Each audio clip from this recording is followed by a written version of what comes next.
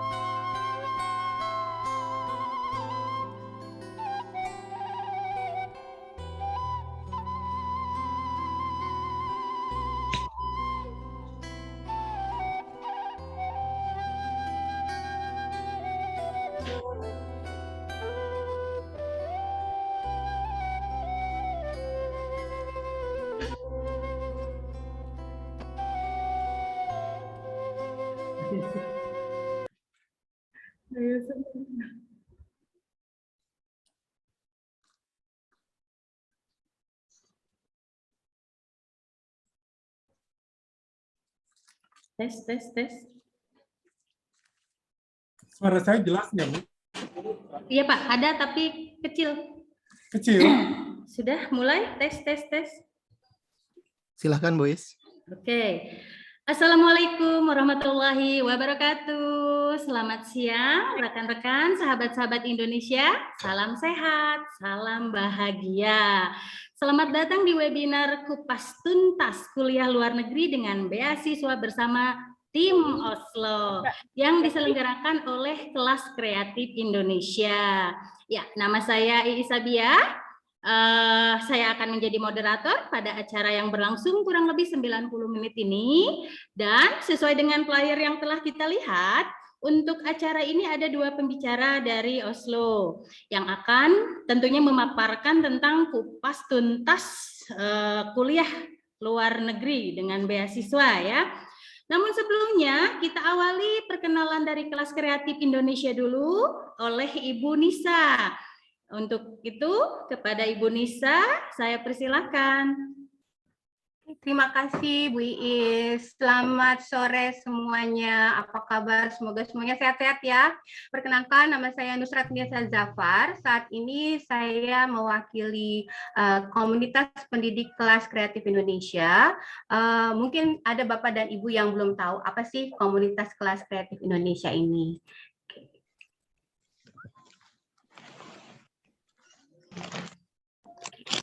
Salah satu acara kegiatan dari Kelas Kreatif Indonesia, Komunitas Pendidik Kelas Kreatif Indonesia adalah kegiatan hari ini ya Bu Iis ya. Kita hari ini berpartnership dengan OSCO untuk membahas mengenai kuliah ke luar negeri dengan beasiswa bersama OSCO. So, Komunitas Pendidik Kelas Kreatif Indonesia ini merupakan tadinya adalah sebuah personal learning community yang berdiri di tahun 2008 sebagai Educational Development Project, dan kemudian di 2018 namanya menjadi Kelas Kreatif, dan di 2020 menjadi Komunitas Pendidik Kelas Kreatif Indonesia. Anggotanya terdiri dari para guru, dosen, dan pemerhati pendidik. Saat ini kita semua berkomunikasi. Halo, Bu? Tidak ada suara, Bu? Secara harian melalui WhatsApp groups yang Jadi saat ini anggotanya Bu Nisa, agak putus-putus suaranya Bu Nisa. terdiri dari para guru. Suara saya nggak ada ya, Bu? Ada. Putus-putus ya. Oke, maaf.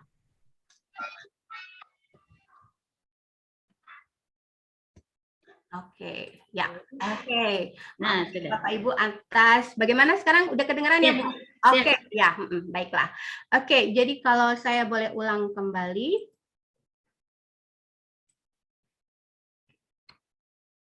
Komunitas pendidik Komunitas pendidik kelas kreatif Indonesia ini awalnya merupakan sebuah personal learning community di tahun 2008, bernama Education Development Project. Kemudian di 2018 namanya sesuai dengan tuntutan kebutuhan dan zaman menjadi kelas kreatif, dan sejak 2020 komunitas ini berganti nama menjadi Komunitas Pendidik Kelas Kreatif Indonesia.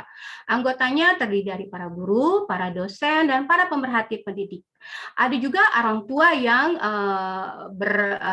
concern dengan pendidikan dan ingin berbagi cerita. Setiap harinya kita berkomunikasi melalui WhatsApp group. Visi dari komunitas ini adalah untuk pengembangan profesional secara informal, di mana para anggotanya bekerja sama, berdiskusi berdasarkan kolaborasi. Kita saling berbagi tips dan trik strategi apa yang mungkin berhasil atau bisa dilaksanakan di satu kelas. Kita berdiskusi ya, tidak ada yang lebih tahu, tidak ada yang tidak lebih tahu, semuanya saling share. Kemudian kita sama-sama belajar dan akhirnya diharapkan semua anggotanya bisa berkembang bersama dengan visi lifelong learners, di mana semua anggotanya dapat melakukan refleksi terhadap praktek mengajar masing-masing di kelas. Kita anggotanya di-encourage, didorong untuk melakukan research terhadap teori, strategi, dan metode pembelajaran yang kreatif, inovatif, juga interaktif. Sehingga nanti para anggotanya dapat menghasilkan sebuah kelas yang menginspirasi bagi siswa-siswanya.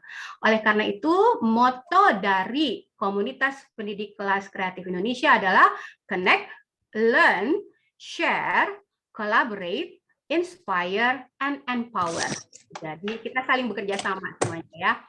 Untuk saat ini, dengan semakin banyaknya kegiatan di kelas kreatif Indonesia, maka kita ada tim manajemen yang tujuannya untuk membantu mensupport kegiatan kegiatan di kelas kegiatan di kelas kreatif Indonesia ini. Ada Ibu Ati, ada Bapak Tris, ada Ibu Isri, ada Pak Asef, ada Pak Dadan, ada Pak Belvin, ada Bu Pipit, ada Bu Tintin, ada Bu Shirley, dan ada saya sendiri. Kita semuanya dengan adanya online, dengan adanya pandemik ini, salah satu positifnya adalah kita semua bisa bekerja sama dengan semua mereka yang tertarik dengan pendidikan dari seluruh Indonesia ya, tidak hanya ada di Pulau Jawa, tapi juga Sumatera, Kalimantan, Sulawesi, dan berbagai macam pulau. Jadi salah satu yang harus kita syukuri mungkin ya dengan adanya pandemik ini. Oke, sesuai dengan misinya untuk membuat semua anggotanya menjadi lifelong learners, maka kita mengadakan berbagai macam kegiatan professional development. Salah satunya last week, minggu lalu, kita ada kegiatan webinar dalam bentuk bahasa Inggris, unboxing descriptive paragraph with 5 senses. Dan telah ada berbagai macam juga kegiatan professional development. Bapak Ibu jangan khawatir, kita setiap 2 minggu akan selalu ada kegiatan professional development, baik dalam bahasa Indonesia ataupun dalam bahasa Inggris. Dan sebagian besar kegiatan ini adalah free, gratis. Ada beberapa kegiatan yang spesifik di mana kita mengundang expertnya untuk anggota-anggota tertentu yang tertarik, dan memang kita ada cover charge. Kemudian selain kegiatan yang berbahasa Indonesia, kita juga ada kegiatan webinar yang berbahasa Inggris. Kita juga sudah bekerja sama secara internasional. Oke, dan untuk menunjang kegiatan belajar mengajar, ada juga kegiatan webinar dari Kelas Kreatif Indonesia, di mana kita belajar membuat media ajar visual. Saat ini kita sudah ada 4 series, akan ada series berikutnya terakhir minggu depan ya. Jadi Bapak Ibu kalau mau tahu info tentang apa aja kegiatan dari Komunitas Kelas Kreatif Indonesia, bisa juga nanti cek di Instagramnya. Tentunya salah satu skill yang harus dikuasai oleh para pendidik di dalam kelasnya adalah kegiatan public speaking. Jadi kita juga ada kegiatan series public speaking setiap 2 minggu sekali. Oke, minggu depan kita ada lagi, biasanya di hari Rabu. Oke, kemudian kita juga ada series kegiatan menulis. tentunya salah satu tugas dari pendidik adalah merefleksikan apa yang telah dia lakukan di dalam kelas. Bagaimana hasil refleksi itu bisa tidak hanya bermanfaat untuk dirinya sendiri, tapi juga untuk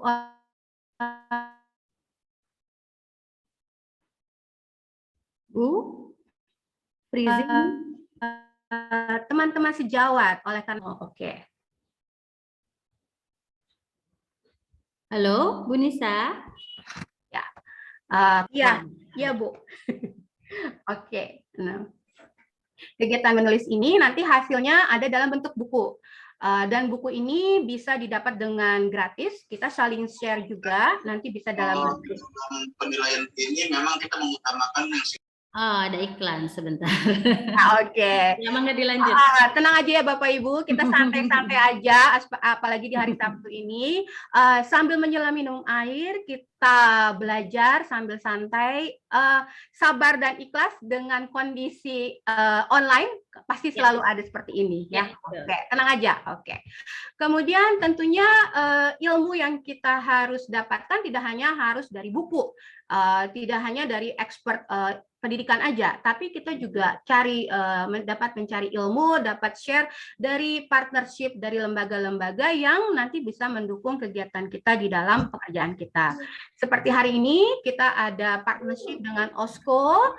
Mungkin di sini kita Bapak Ibu guru yang punya plan, punya rencana untuk sekolah lagi, bisa tanya-tanya seperti apa sih untuk mempersiapkannya. Atau mungkin kalau seperti saya, karena umur saya sudah di atas 17 tahun lebih gitu ya, jadi kayaknya agak limited ya possibility. Tapi kita sebagai pendidik pasti suka ditanya deh, gimana sih sekolah ke luar negeri itu, apa caranya?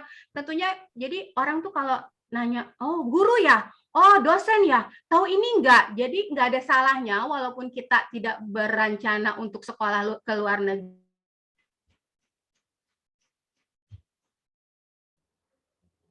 Ya, Bu Nisa, suaranya hilang lagi. Mendapatkan beasiswa, kita tahu apa sih freeze lagi. Oke. Jadi seperti itu Bapak Ibu ya. Jadi mungkin bukan kita yang berangkat, mungkin Bapak Ibu bisa share apa yang Bapak Ibu dapatkan hari ini kepada para siswa Ibu Bapak ataupun kenalan yang Bapak yang tanya-tanya kepada Bapak Ibu mengenai beasiswa ini. Selain kerjasama dengan OSCO, juga ada berbagai macam kerjasama partnership sesuai dengan bidang mereka masing-masing. Ada yang tentang membuat media ajar, membuat game. Kita juga tidak melupakan siswa didik kita di masa liburan mereka kita adakan kegiatan yang membangun, mendukung talent mereka, passion mereka dengan membuat games, environment, menulis, ya. Dan kalaupun Bapak Ibu, aduh yang kemarin-kemarin nggak ikutan, don't worry Bapak Ibu, minggu depan kita ada kegiatan public speaking di hari Rabu, kemudian akan ada kegiatan webinar media ajar visual sesi kelima, dan akan ada webinar bahasa Inggris juga yang akan datang. Kemudian juga international webinar, di mana kita akan mengundang ahli expert dari luar negeri. Bukan berarti dari dalam negeri nggak bagus ya, tapi kenapa tidak kita belajar dari berbagai macam sumber.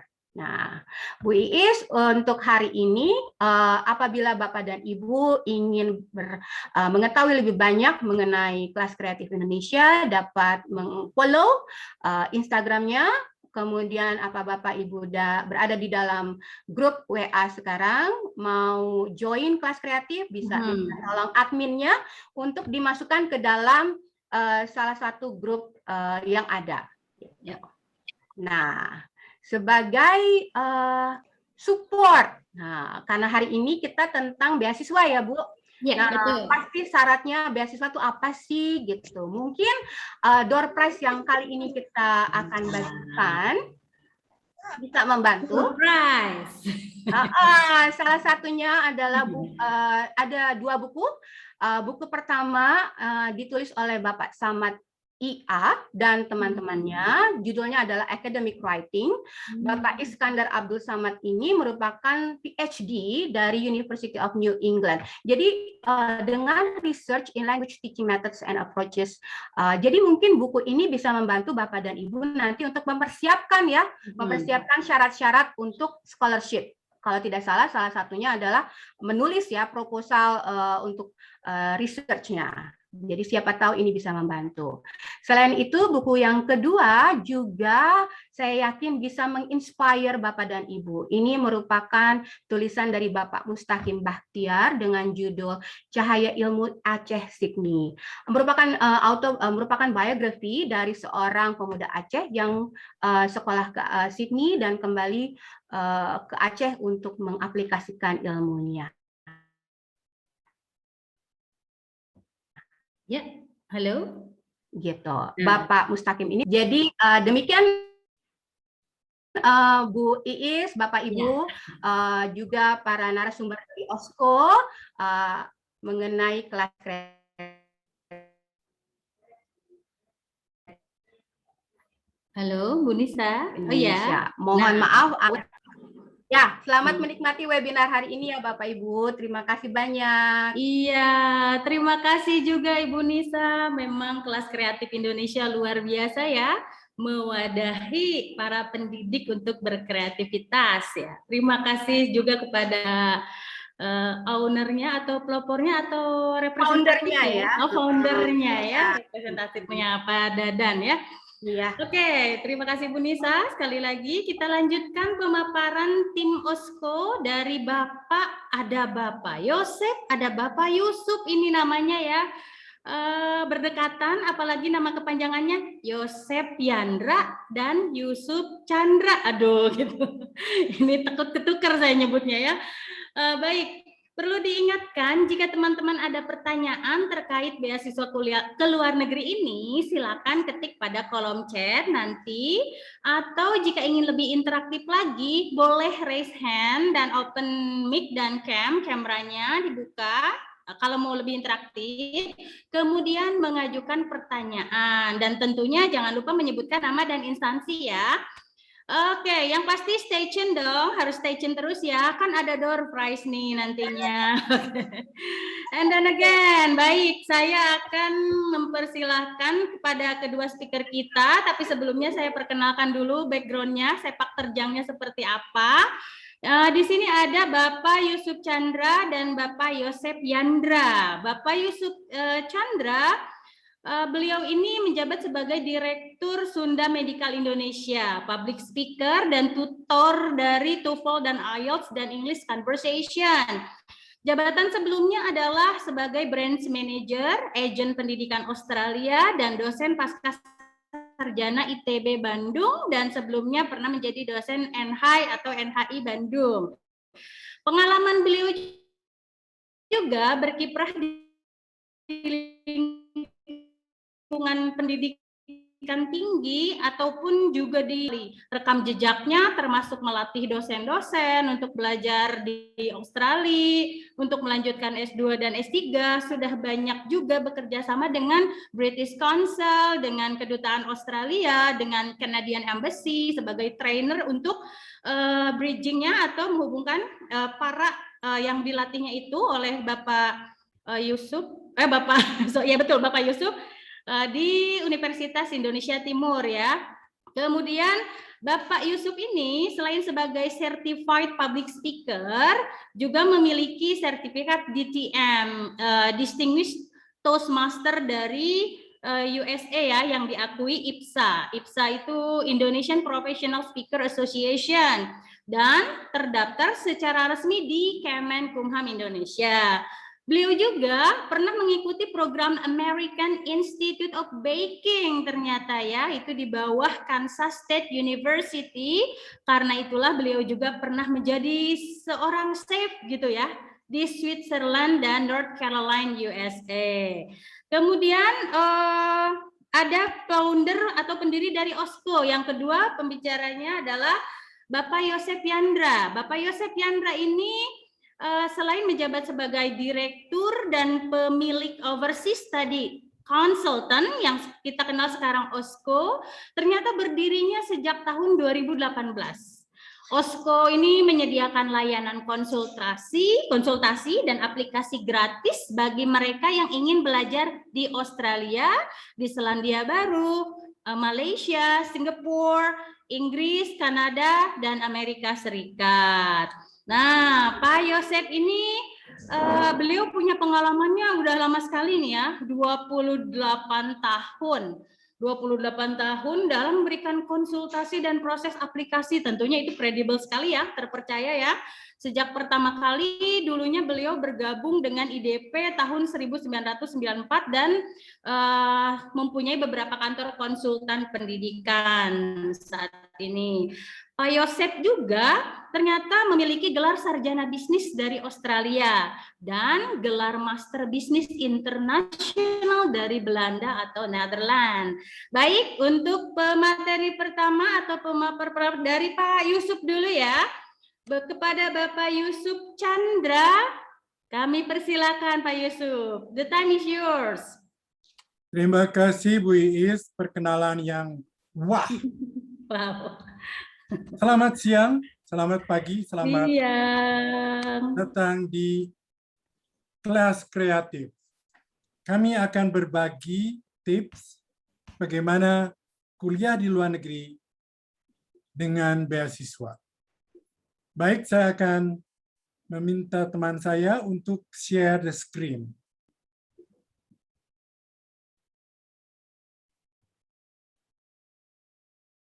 Judulnya hari ini, kita kupas tuntas kuliah di luar negeri. Ketika saya kuliah dulu, saya ingin merasakan kuliah di luar negeri itu seperti apa. Apalagi pada saat itu, saya kuliah bahasa Inggris di UPI atau di IKIP Bandung. Mengapa saya belajar bahasa Inggris kok tidak pernah ke luar negeri? Akhirnya saya mencari-cari jalan.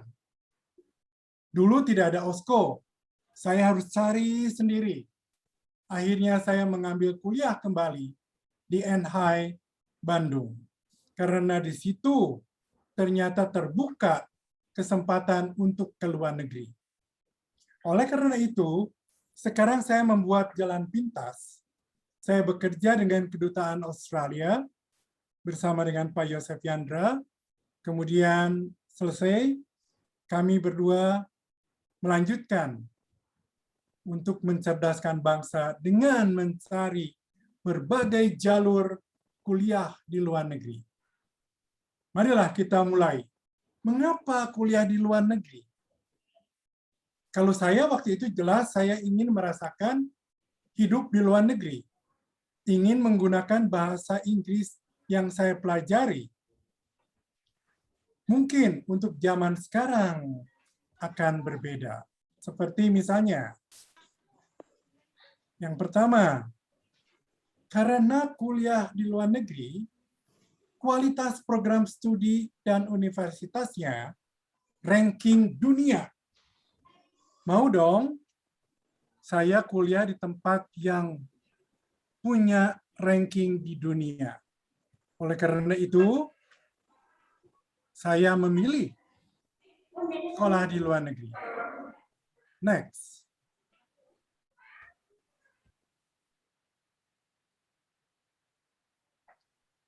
Kalau saya kuliah di luar negeri, berarti teman-teman saya itu orang internasional.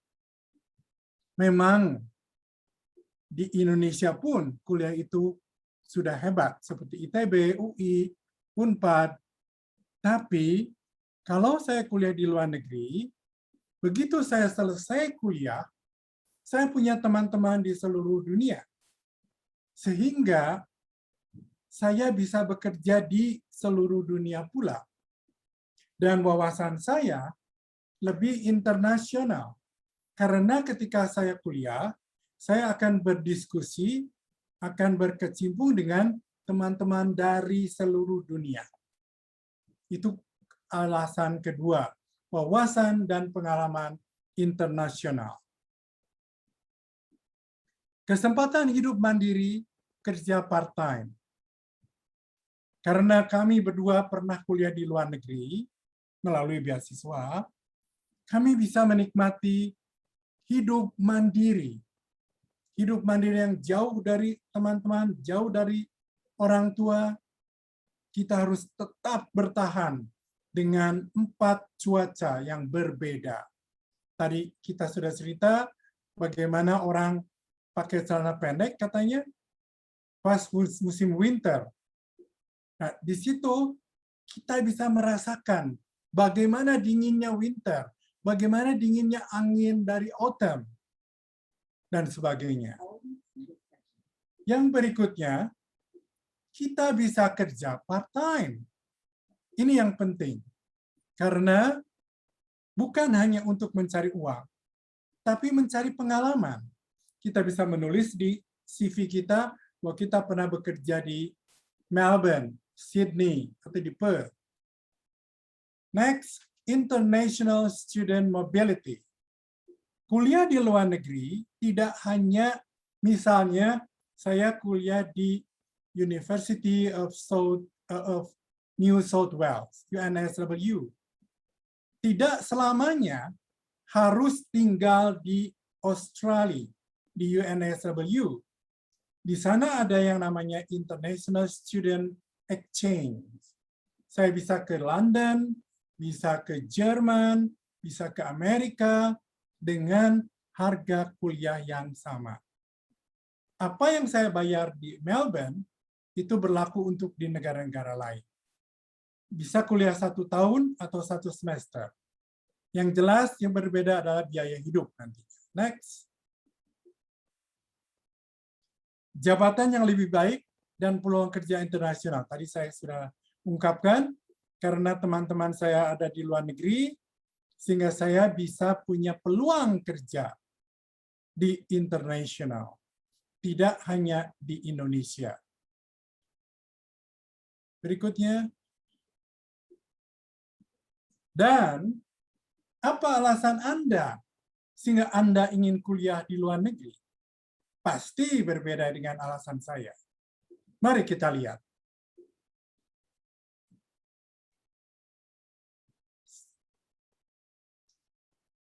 Memilih program studi. Apa yang harus kita pikirkan ketika kita memilih sekolah di luar negeri? Yang pertama, apakah sesuai dengan karir saya? Misalnya, saya kuliah di jurusan perhotelan. Saya ingin melanjutkan kuliah saya, misalnya di Sydney, Australia. Apakah kuliah yang akan saya ambil itu sesuai dengan karir saya? Atau saya harus berubah karir dari perhotelan menjadi nursing misalnya, atau menjadi akuntan? Ini akan menjadi pertimbangan setiap orang yang ingin memilih studi. Next, dapatkah saya memenuhi persyaratan untuk diterima? Nah, ini syaratnya apa saja untuk kuliah di luar negeri itu? Nanti kita akan bahas lebih lanjut lagi, karena banyak persyaratan-persyaratannya. Biaya kuliah dan hidup. Kalau saya bayar sendiri, berapa sih biaya kuliahnya? Berapa sih biaya hidupnya? Atau kalau saya punya sponsor, saya punya beasiswa, sesuai enggak biaya yang diberikan oleh sponsor untuk biaya kuliah dan hidup saya? Itu menjadi salah satu pertimbangan lagi. Diskusikan dengan atasan, orang terdekat, dan konselor. Biasanya, ketika saya mendapat beasiswa ke Amerika, itu saya bertanya, karena waktu itu saya dapat beasiswa full. Saya berdiskusi dengan atasan saya, apakah uangnya cukup? untuk hidup di sana? Atau tidak? Kalau nggak cukup, bagaimana? Atasan saya mengatakan, waduh, saya saja belum pernah kuliah di Amerika. Coba kamu bicara dengan orang lain yang pernah kuliah di sana. Akhirnya saya mencari orang-orang yang pernah kuliah di sana, juga mereka mengatakan, saya nggak pernah kuliah di tempat kamu. Dan akhirnya saya mencari konselor dari student agent. Jangan berpikiran bahwa, kalau saya bertanya-tanya tentang begini ke student agent, itu akan diperas. Tidak. Mereka berpengalaman. Ada student agent yang tidak memungut bayaran sepeser pun. Salah satunya adalah OSCO. Jadi Anda bisa nanti berdiskusi dengan kami di OSCO. Berikutnya.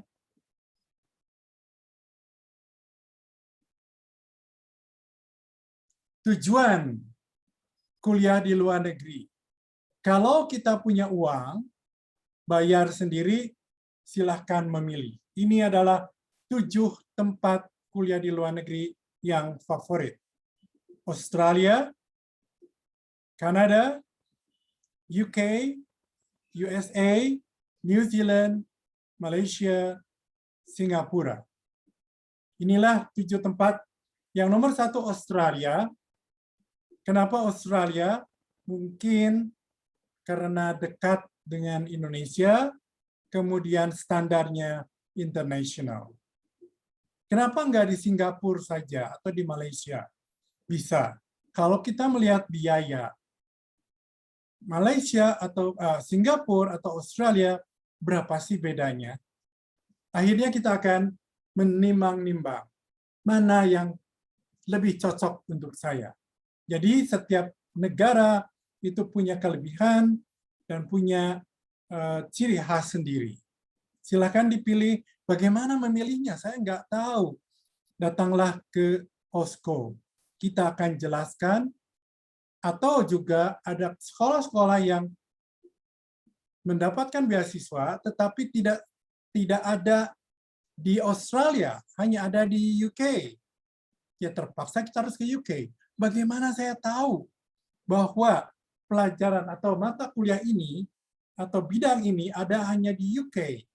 Itu kami lebih tahu. Kami bisa memberi guidance. Berikutnya. Persiapan. Nah, ini penting sekali. Persiapan kuliah di luar negeri itu apa saja? Apa yang saya perlu persiapkan? Pertama, informasi universitas. Di mana universitas itu berada? Apa saja yang ada, mata kuliah apa yang ada di universitas ini? Kemudian, di sebelah mana dari kota? Itu kita harus mencari informasi sedetail mungkin. Kemudian, program studi apa yang ada? Dan apa persyaratannya? Berat enggak? Berikutnya, informasi kehidupan di luar negeri. Kalau saya kuliah di Sydney, apakah sama pengeluaran hidup saya dengan saya tinggal di Darwin, atau di Perth, atau di Hobart?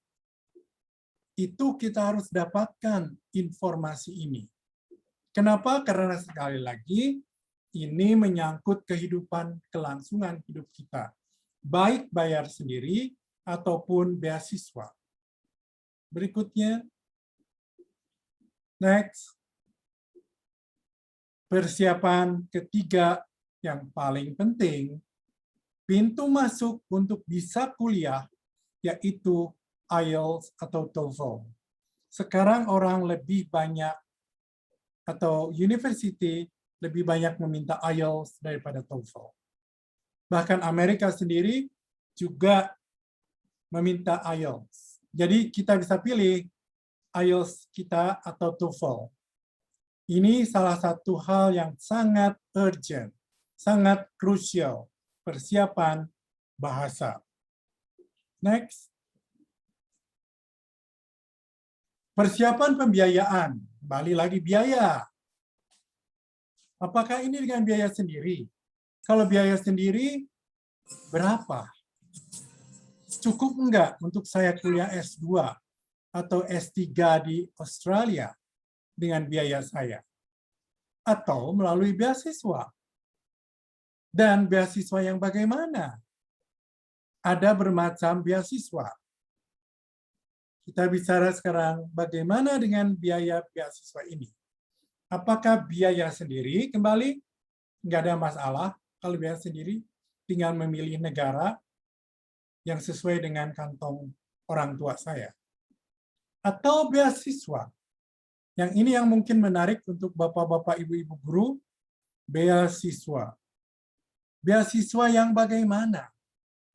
Apakah beasiswa yang partial, yaitu hanya sebagian saja, dari 25% sampai 50% beasiswa, atau yang full, dibayarin semua. Seperti ketika saya ke Amerika, saya dibayarkan semua. Biaya kuliah, biaya hidup, transport, dan sebagainya. Tetapi yang bagaimana? Dan apa syarat-syaratnya? Ini yang nanti akan kita bahas. Next.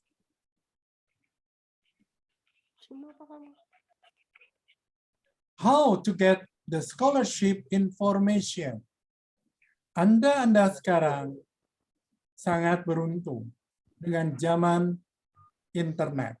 Pada masa saya harus mencari-cari di mana saya bisa dapat beasiswa. Kebetulan saya dapat beasiswa dari tempat saya kerja. Karena saya sudah menjadi dosen di perhotelan, di situ saya mendapat berita, ini ada beasiswa untuk ke Amerika kalau kamu mau. Gampang kalau itu kan, ada kantor atau tempat kita kerja. Bisa juga kedutaan besar. Anak saya kuliah di Rusia, kedokteran, itu juga mendapat beasiswa dari kedutaan besar Indonesia yang ada di Rusia. Kita di Indonesia nggak pernah tahu bahwa ada biaya atau ada dana beasiswa dari kedutaan Indonesia untuk yang kuliah di Rusia. Nah, ini hal-hal inilah yang ingin kami berikan kepada kalian semua. Atau dari alumni, kita suka ketemu teman-teman, kuliah di mana dulu? Oh, saya kuliah di UNE, University of New England. Dapat beasiswa. Oh iya, saya dapat beasiswa. Nah, barulah cerita bagaimana mendapatkan beasiswa di sekolah Anda. Atau bisa juga ke nomor 4. Ada universitas-universitas yang sengaja memberi beasiswa, tetapi memang tidak disebarluaskan. Karena beasiswa ini untuk seluruh dunia. Yang paling mudah zaman sekarang, carilah konsultan pendidikan. Karena konsultan pendidikan seperti OSCO ini punya hubungan dengan negara-negara di luar Indonesia, dan mereka biasanya memberikan kabar, nih di sekolah kami ada beasiswa sekian %. Ada yang 100% untuk di Australia, tapi hanya ada 1 beasiswa, dan itu untuk seluruh dunia. Jadi kita harus super hebat supaya bisa dapat beasiswa full 100%. Tetapi yang lain juga masih banyak. Di mana, Pak? Ya nanti kita konsultasi dengan OSCO. Ini full scholarship sebagai gambaran saja. Full scholarship itu adalah government sponsored, disponsori oleh pemerintah. Zaman sekarang, Anda ini beruntung, ada LPDP. Sehingga tidak usah susah-susah mencari beasiswa ke luar negeri. Di Indonesia pun sudah bisa mengeluarkan beasiswa. Banyak teman-teman saya yang dapat beasiswa dari LPDP. Ini full scholarship. dibayari penuh. Ada juga Australia, Australian Award Scholarship, AAS. Ini juga full, dibayarkan kuliah, dibayarkan uang hidup, dan bahkan transport sekalipun. Inggris, dia punya Chevening Scholarship, tapi hanya master, tidak PhD. Dan kebetulan semua Amerika, USA itu Fulbright namanya. Ini juga kebanyakan bukan untuk D3 atau S1. Kebanyakan master dan PhD. Jadi banyak pertanyaan yang menanyakan, saya dari SMK bisa dapat beasiswa ke luar negeri? Enggak. Maaf, untuk S1 itu kebanyakan tidak ada. Multilateral, Asian Development Bank and World Bank Scholarship. Ini kira-kira scholarship yang full. Atau ada juga yayasan Rotary Club. Tapi mereka untuk members mereka. Bagaimana Bapak bisa tahu ini semua? Ya karena kami adalah agen pendidikan yang berkecimpung di dunia pendidikan, jadi kami tahu semua berita-berita tentang ini lebih cepat dari Anda sekalian. Sekarang kita bicara partial scholarships. Berapa sih? Atau di mana sih dapatnya untuk dapatkan beasiswa sebagian? Ini adalah university sponsored. Contohnya, yang disponsori oleh universitas. Ini kebetulan karena kami lebih banyak dengan Australia. Ini contoh dari Australia. Australian National University. UNU, ANU. Itu memberikan 25% dan sampai 50% hanya uang kuliah. Yang kedua, University of Tasmania, di Tasmania, pulau kecil sana, juga 25 sampai 50 tuition fee. Ada satu lagi di bagian barat, Perth, University of Western Australia. Ini memberikan beasiswa $12.000 per tahun. Ya. Dan ada government sponsor dari Australia, Destination Australia, 15.000 per tahun. Again, pertanyaannya, gimana bisa dapat ini? Kembali hubungi kami. Sekarang syaratnya apa sih untuk dapat beasiswa?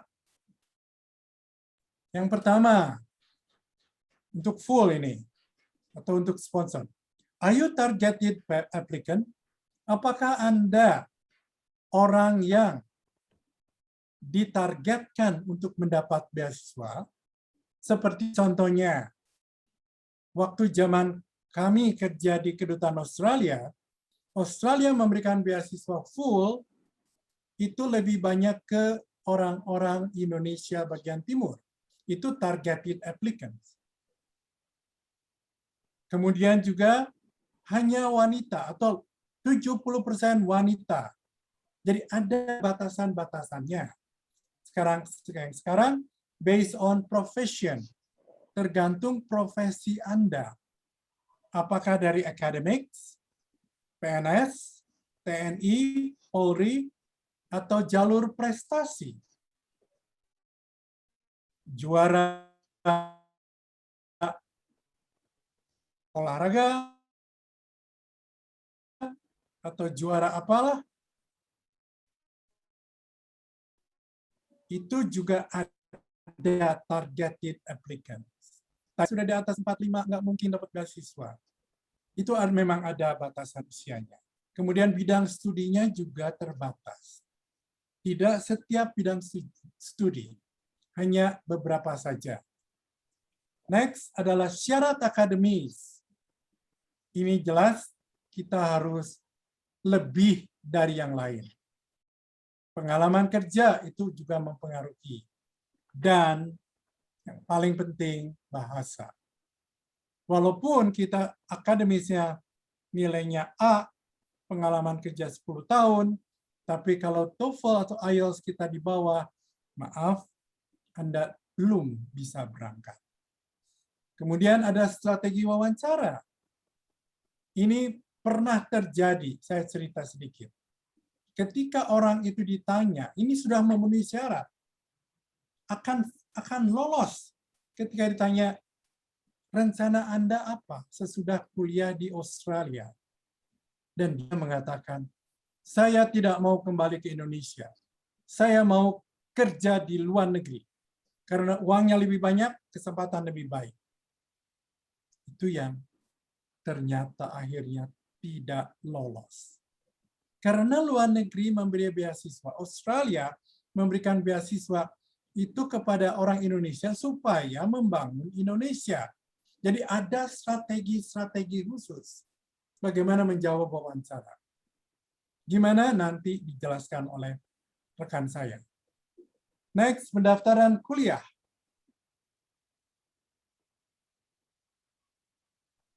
Pertama, pastikan program yang dipilih. Penuhi persyaratan mendaftar, yaitu bukti kemampuan bahasa, berapa IELTS score kita, bukti akademis bahwa kita adalah mahasiswa yang terbaik di sekolah. Kalau yang diminta untuk pakai proposal, mana proposal penelitiannya, apa referensinya, sudah ada belum salinan paspor. Perhatikan awal mulai perkuliahan, intake, dan batas waktu pendaftaran. Karena berbeda waktunya dengan Indonesia. Jadi ada orang yang sudah memenuhi syarat semua, ketika daftar, ternyata sudah tutup. Jadi ini perlu sekali diperhatikan. Bukti akademis, seperti yang tadi, kemudian salinan paspor, peluang kerja yang bagus setelah lulus. Next. Sekarang pengajuan visa izin tinggal. Aduh, saya sudah dapat tempat, sudah dapat beasiswa. Gimana nih mengajukan visanya? Jangan takut, kami bisa membantu Anda semua. Ini adalah syarat-syaratnya. Mengisi formulir pendaftaran. Bukti kemampuan keuangan untuk yang bayar. Bukti penerimaan dari university. Bukti pembayaran uang kuliah. Pemeriksaan kesehatan, ini sangat urgent. Bukti pembayaran asuransi kesehatan. Statement of motivation, motivasinya apa kuliah ke luar negeri. Paspor dan wawancara. Banyak ya, yang nggak usah takut, nanti OSCO bisa bantu. Persiapan keberangkatan.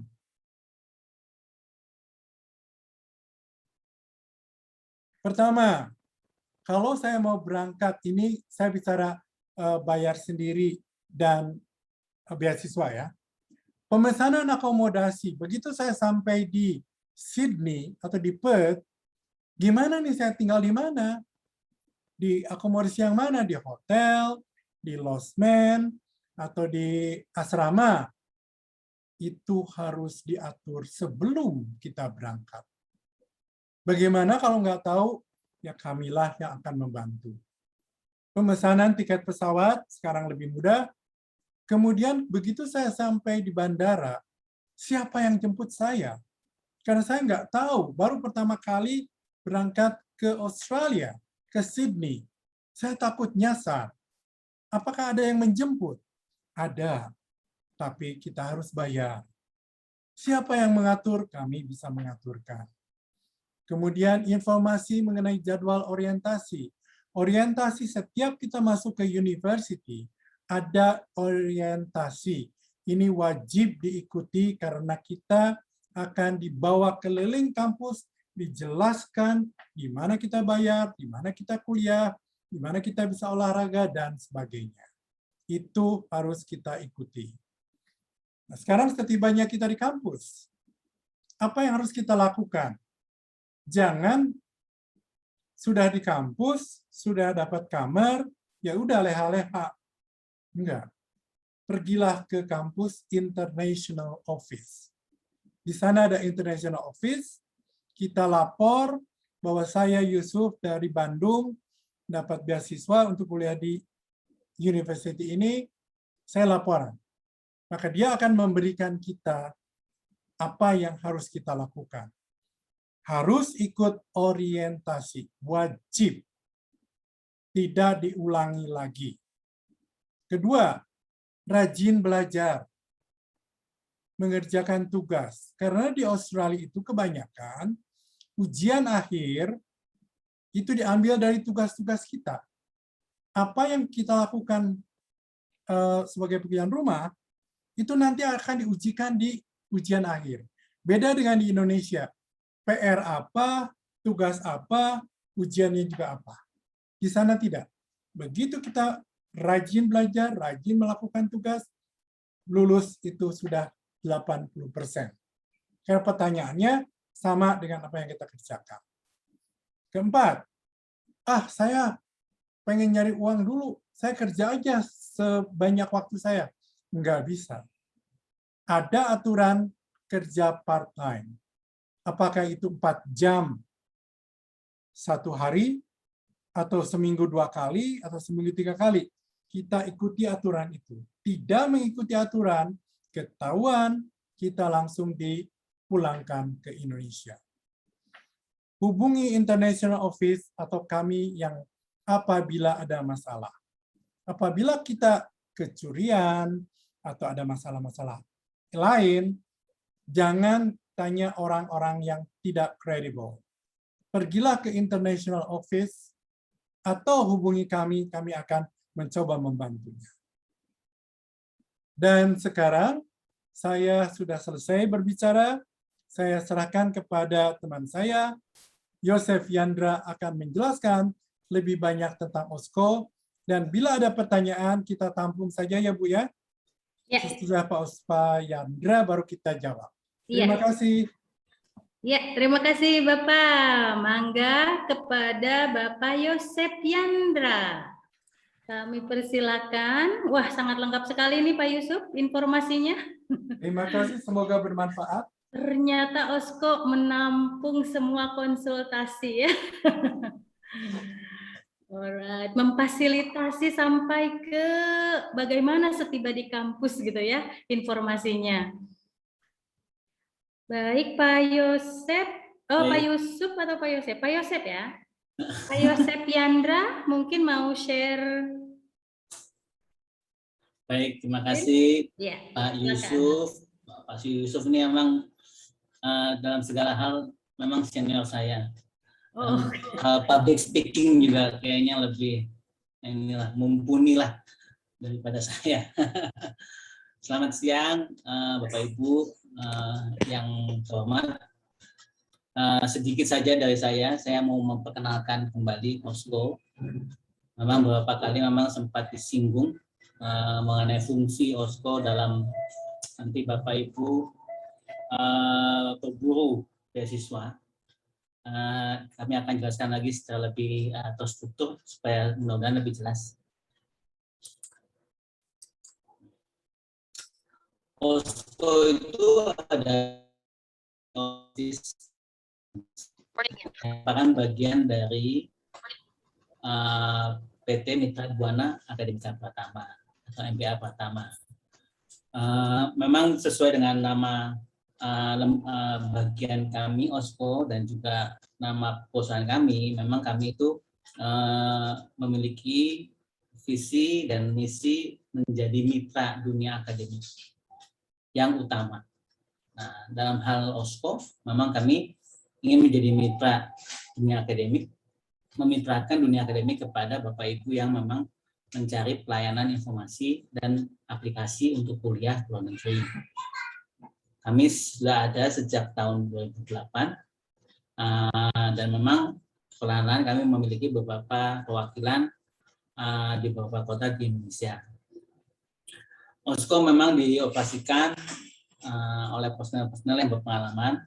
Saya sendiri sudah cukup, ya walaupun belum banyak, tapi cukuplah untuk memberikan pelayanan informasi, pendaftaran, apa yang harus dilakukan, bagaimana memilih bidang studi dan sebagainya. Kami berkantor pusat di Jakarta, di mana saya berkantor. Saya ada di Jakarta saat ini. Tujuan belajar yang kami layani Australia, tadi disebutkan oleh Pak Yusuf juga, Australia, lalu juga New Zealand, Inggris, Amerika Serikat, Kanada,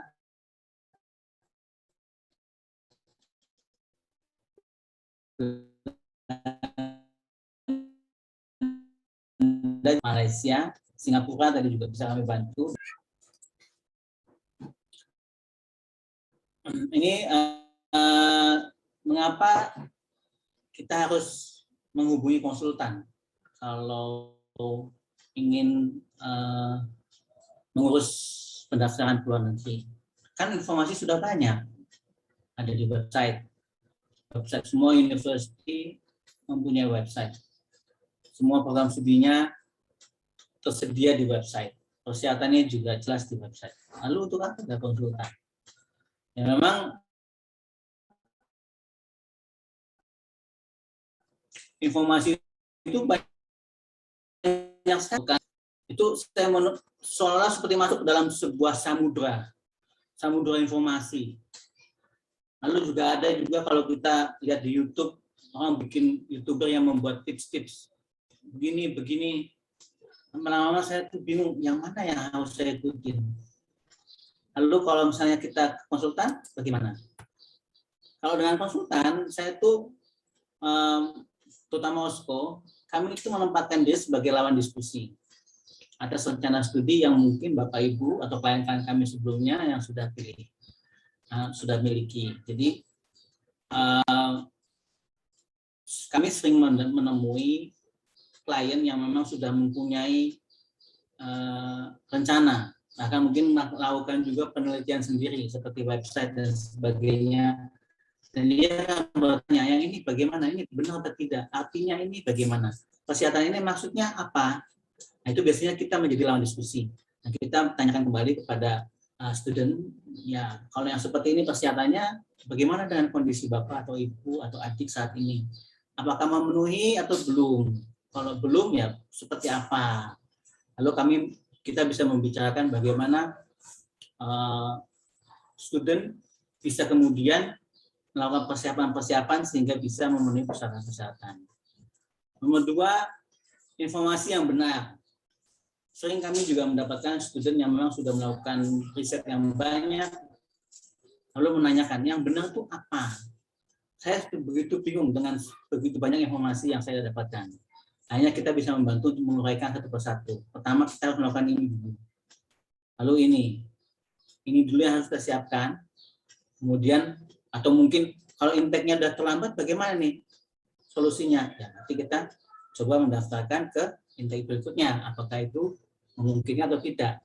Kalau misalnya dengan klien yang memang dari penerima beasiswa, ya mungkin kita coba bersama-sama mengecek.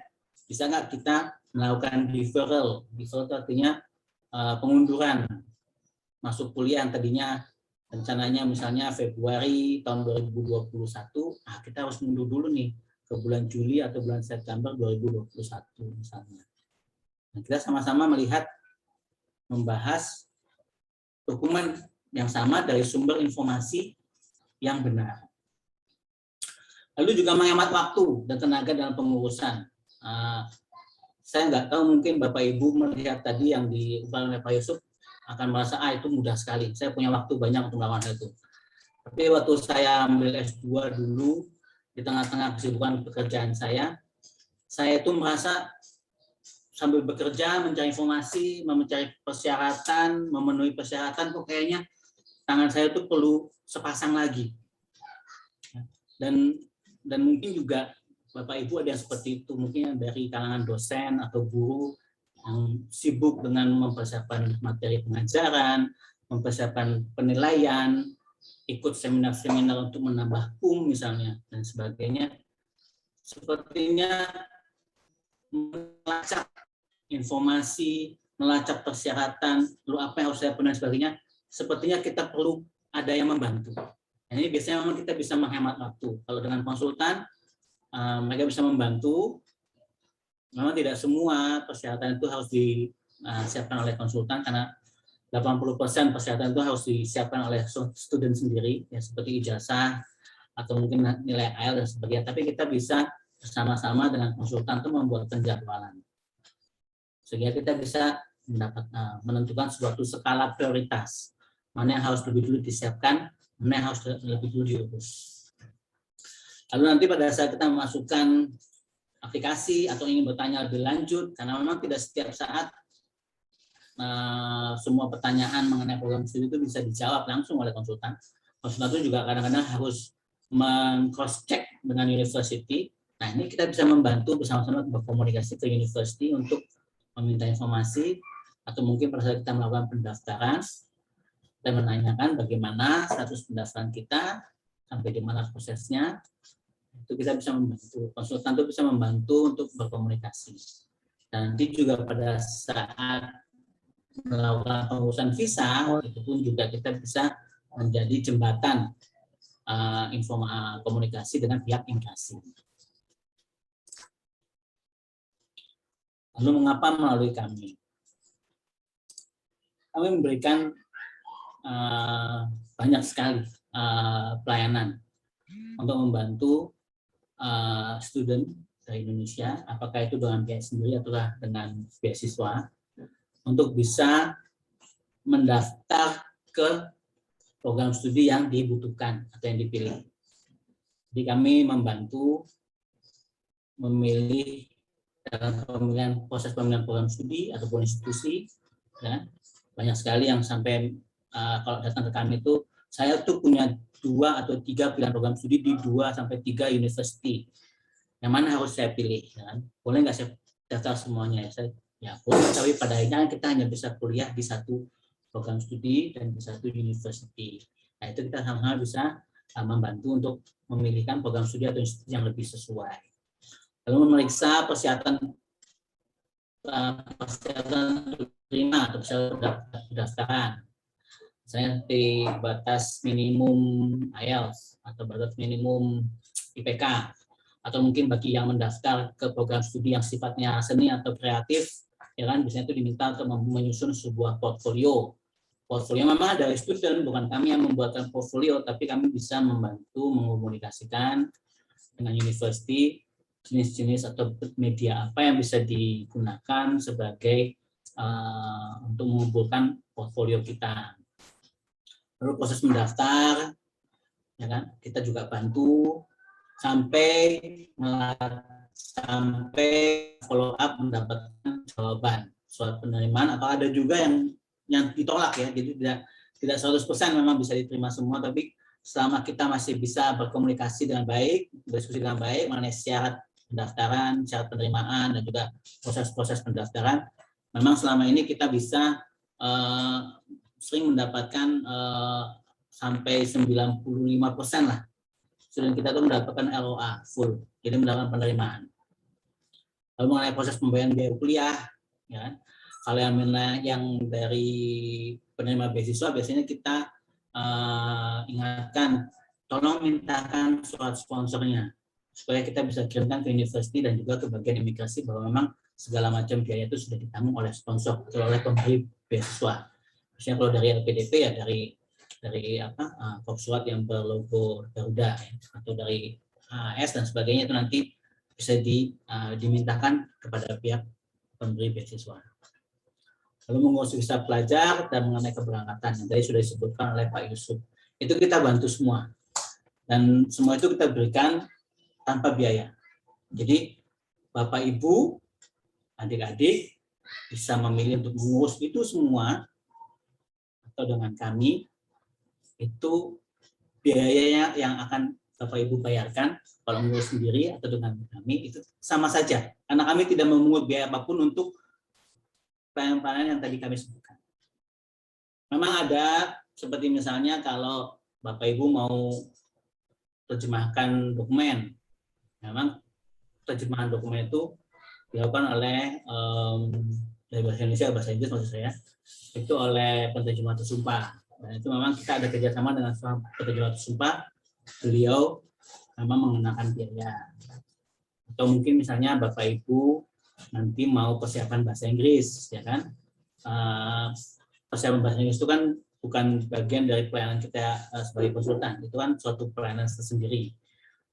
Sebenarnya Pak Yusuf pun juga bisa memberikan persiapan bahasa Inggris, beliau pun juga ada biayanya.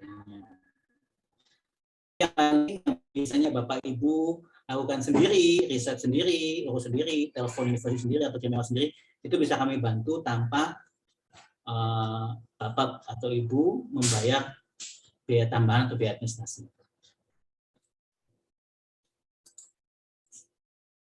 Nah, ini mengenai university yang bisa kami bantu untuk mendapatkan letter of acceptance yang full, ya. Terutama dari Australia. Kebetulan ini juga sudah kami sesuaikan dengan daftar university yang ada di dalam LPDP. Tapi kalau untuk AAS daftarnya jauh lebih panjang, ya. Semua university mereka akan membiayai. Tapi kalau untuk di LPDP memang tidak semua university, tapi cukup lengkap, ya. Di sini ada 27.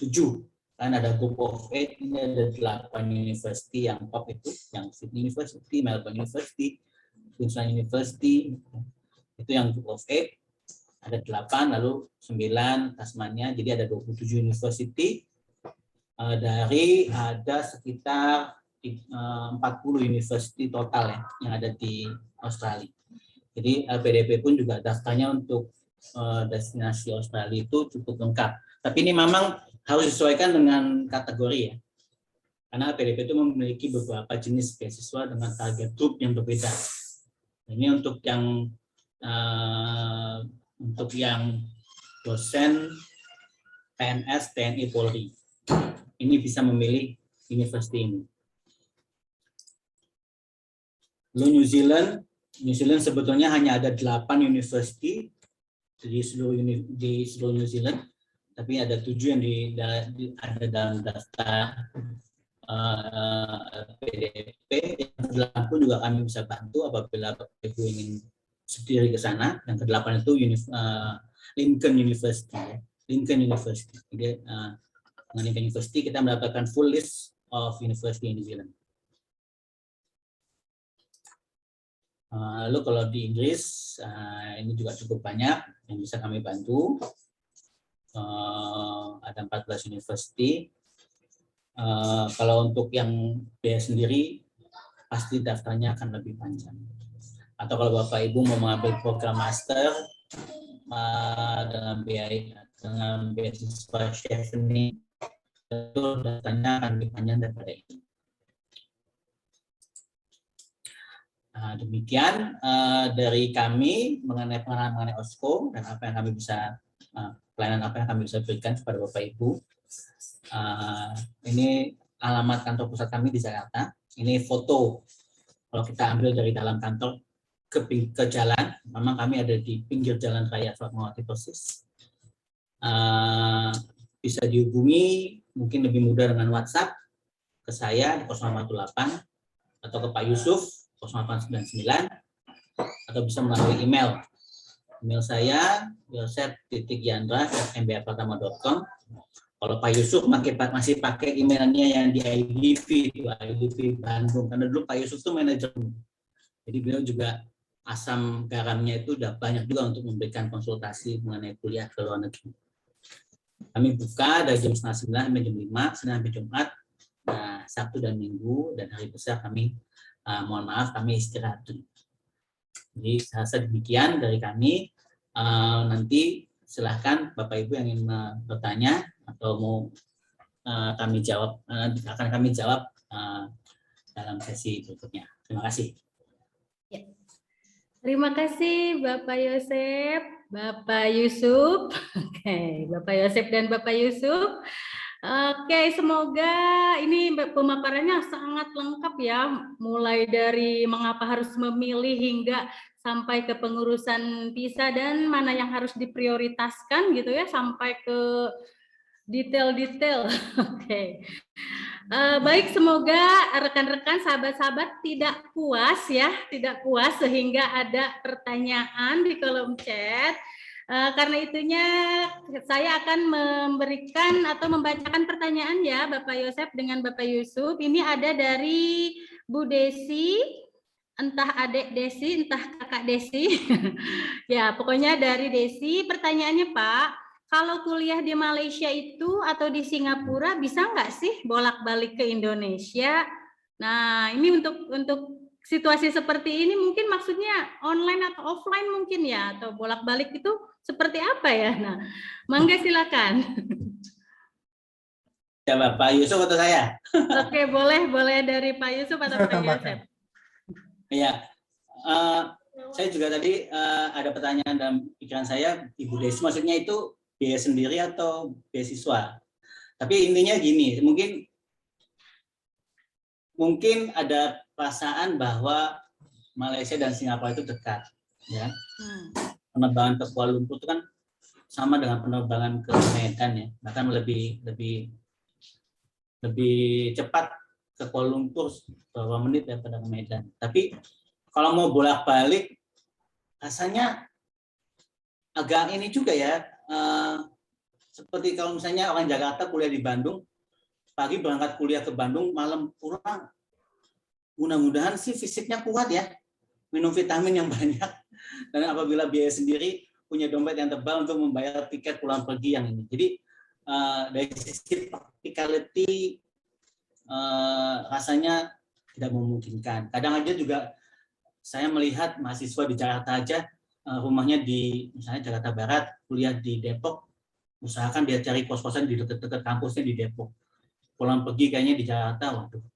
Ya memang sekarang masa pandemi kelihatannya lalu lintas agak sepi ya, tapi kalau kondisi normal kan lalu lintas yang ada di Jakarta kan kayaknya luar biasa ya perjuangannya. Jadi lebih baik mereka cari kos-kosan di dekat-dekat kampusnya di Depok seperti itu. Jadi kalau bicara mengenai pandemi, di luar masalah bolak-balik ya, Malaysia sudah open border. Kita bisa ke Malaysia untuk kuliah, jadi nggak online lagi. Singapura juga. Sebenarnya kebanyakan dari tujuan negara yang tadi kita sebutkan, itu hanya Australia dan New Zealand yang masih close. Karena memang mereka menganut prinsip zero tolerance ya. Mungkin karena melihat Australia hanya satu benua sendiri dan New Zealand juga satu pulau lingkungan sendiri, nggak ada hubungan perbatasan daratan ya seperti Eropa atau Amerika ya. Amerika perbatasan dengan Kanada dan Meksiko gitu. Tapi kalau mereka karena punya geografi seperti itu, jadi mereka memiliki prinsip zero tolerance sehingga bordernya close terus sampai sekarang. Tapi kalau Inggris, Amerika tidak pernah close. Kanada, Malaysia itu sudah open. Jadi kita bisa apply, lalu urus visa, berangkat. Tapi memang ada proses untuk karantina dan sebagainya. Tapi ada juga student yang takut, nanti kan saya kesana ketularan corona gimana? Ya kalau mau online dulu juga boleh. Banyak universitas yang memberikan dispensasi seperti itu.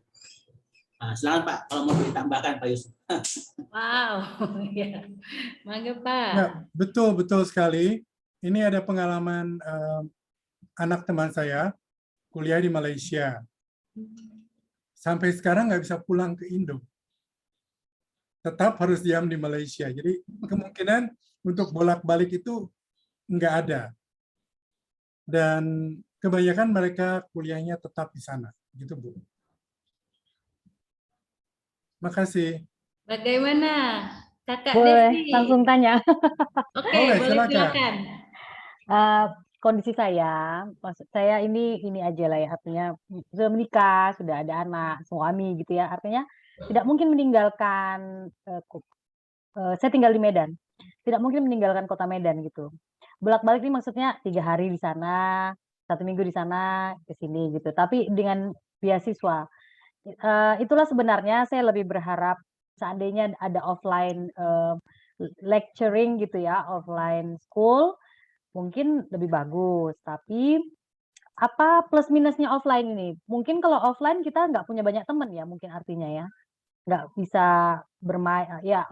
Jadi sebenarnya saya berharap ada yang offline dan setengah online. Jadi ketika harus offline saya ke sana 1 minggu misalnya, terus saya balik ke sini gitu.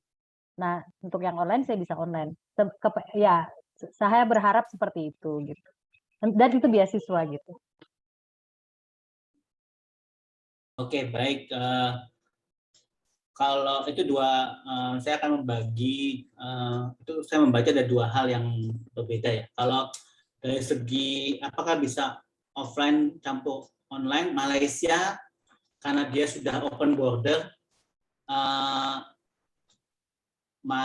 mahasiswa yang memilih on campus itu harus berada di Malaysia. Jadi tidak bisa dicampur. Tapi memang untuk program studi PhD atau Master by Research, karena memang sifatnya yang tidak ada kuliah, tentunya dia bisa hanya 1 minggu misalnya dia jadwalnya ketemu supervisornya mungkin 1 kali seminggu atau 2 kali seminggu. Kalau memang memungkinkan dia bisa pulang dulu, bisa. Kalau yang by research ya PhD yang tidak ada jadwal perkuliahannya gitu. Tapi kalau on campus coursework dia harus itu satu persyaratan yang kami temui di Malaysia. Kalau yang untuk Australia karena memang dia masih close border, memang sekarang pun juga mahasiswa yang mendaftar on campus itu semuanya lagi online, ya. Lagi online semua. Pertanyaannya Pak, Bu Desi ini maunya beasiswa. Kalau mengenai beasiswa, nah sekarang kedua beasiswa. Rasanya untuk perjalanan PP seperti itu, beasiswa kayaknya tidak ada yang menanggung. Kayaknya dari sekian banyak beasiswa yang saya lihat, nanti kita bisa cari sama-sama sih Bu. Tapi beasiswa full yang saya temui, itu untuk tiket itu hanya untuk berangkat pertama sama pulang terakhir. Atau mungkin yang ada hubungannya dengan research, ya kan? Misalnya kalau penelitiannya itu mengharuskan pergi ke suatu tempat, nah itu baru dibiayai. Tapi kalau hanya karena alasan pribadi, sepertinya beasiswa yang saya tahu, yang kami tahu, itu kayaknya tidak ada yang sampai mengganti PP seminggu sekali, enggak. Saya rasa enggak. Jadi itu harus ditanggung sendiri oleh student karena alasan pribadi. Baik Pak, saya masih punya banyak pertanyaan tapi nanti mungkin yang lain dulu. Iya, baik. Saya lanjutkan dengan penanya kedua dari Alif Nur Fauzi. Katanya, saya mahasiswa Politeknik. Apakah bisa lanjut kuliah D3 ke S1 di luar negeri dengan sistem seperti ekstensi seperti itu, Pak? Baik itu beasiswa sendiri ataupun beasiswa yang baik oleh dana sendiri maksudnya, ataupun dengan dana dari beasiswa. Jika bisa, bagaimana syarat dan prosesnya? Saya tolong jawabkan dulu ya. Untuk ini jelas bisa. Kita punya D3 di sini, itu nanti dianggap sebagai first year atau foundation. Terserah nanti mata kuliah apa saja yang tercover itu bisa diberikan bisa diklaim bahwa ini saya sudah ambil atau tidak, itu terserah universitinya nanti. Dan biasanya kalau S1 ini tidak ada beasiswa. Kebanyakan beasiswa untuk S2 dan S3. Itu mungkin menjawab Pak siapa? Alif? Ada yang tambahkan ya Pak Yandra? Saya itu Pak cukup. Jadi memang bisa kalau mau melanjutkan mentransfer kredit seperti kata Pak Yusuf itu bisa dilakukan.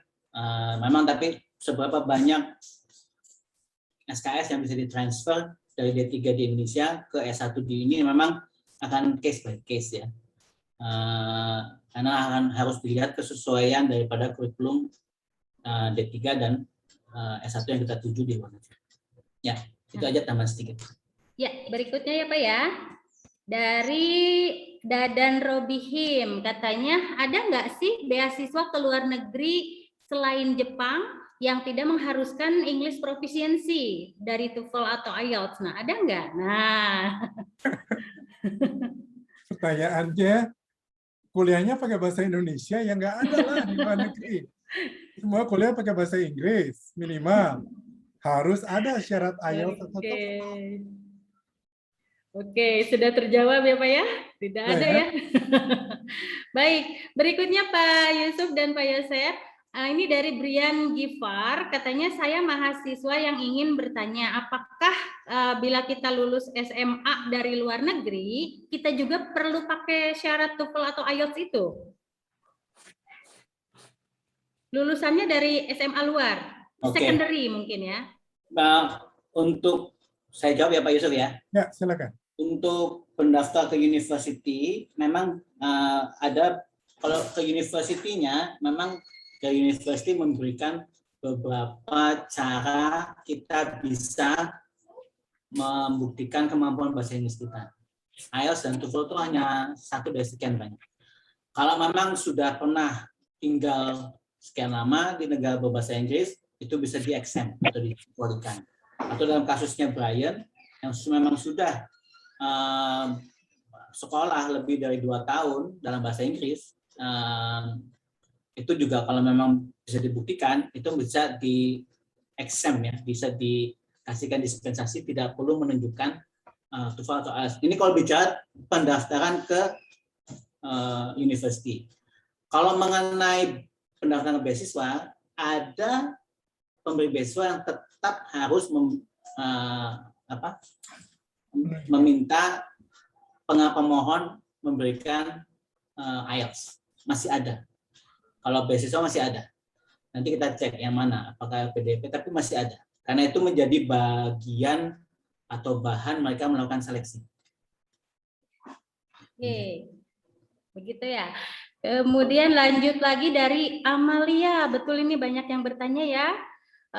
Izin bertanya, kalau bidang studinya desain, berarti semua praktik kuliah sudah termasuk biaya hidup atau belum? Nah, ini full atau tidak nih? Kalau desain mungkin, bidang studi desain. Ini dengan beasiswa full. Berarti pencarinya yang full ya Pak ya?